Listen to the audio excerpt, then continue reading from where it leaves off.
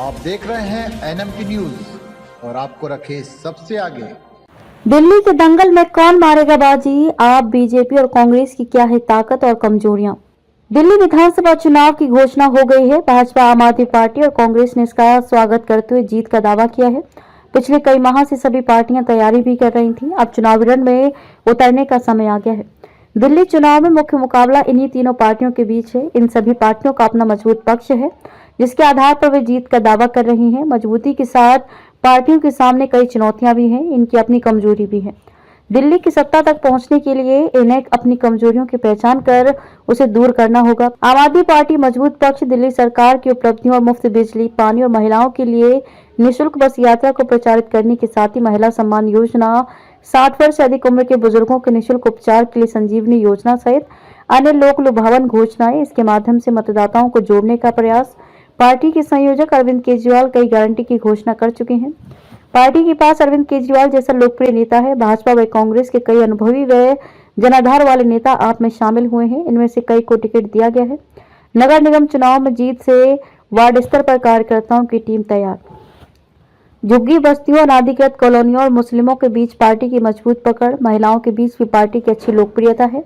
आप सरकार पर भ्रष्टाचार के गंभीर आरोप लगे हैं। पार्टी के संयोजक अरविंद केजरीवाल सहित कई नेता जेल जा चुके हैं। मुख्यमंत्री आवास विवाद से लेकर आबकारी घोटाले व भ्रष्टाचार के अन्य मामलों को विपक्ष प्रमुखता से उठा रहा है। पिछले 10 वर्षों से सत्ता में रहने के कारण कई स्थानों पर विधायकों में सरकार के प्रति नाराजगी। चुनाव से पहले पार्टी के कई प्रमुख नेता पार्टी छोड़ चुके हैं। टिकट कटने से कई विधायकों व उनके कार्यकर्ताओं में नाराजगी से भीतरघात का डर।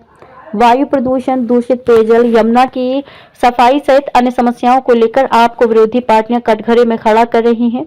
दिल्ली सरकार से किए गए वादे पूरे नहीं करने का आरोप। मजबूत पक्ष दिल्ली में पार्टी का मजबूत संगठन है। बूथ स्तरीय कार्यकर्ताओं की टीम है।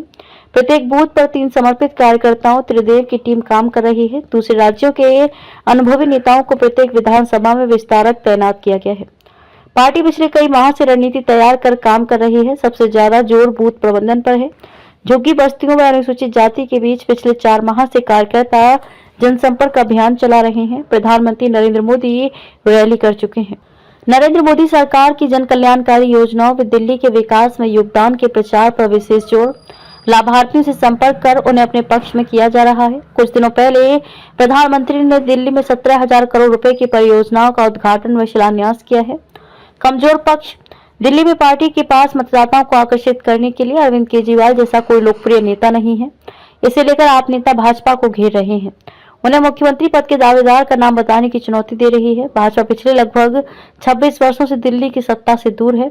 अब नगर निगम की सत्ता भी इसके हाथ से निकल गई है। इससे कार्यकर्ताओं में निराशा का भाव है। पार्टी प्रत्याशियों की घोषणा में पिछड़ रही है। अभी तक सिर्फ 29 प्रत्याशियों की घोषणा हुई है। इसका असर चुनाव प्रचार पर भी पड़ रहा है। आपकी तुलना में जमीन पर भाजपा का चुनाव प्रचार कम दिख रहा है। प्रत्याशियों की घोषणा में देरी होने से गुटबाजी बढ़ने का भी खतरा। आप देख रहे हैं NMT न्यूज और आपको रखे सबसे आगे।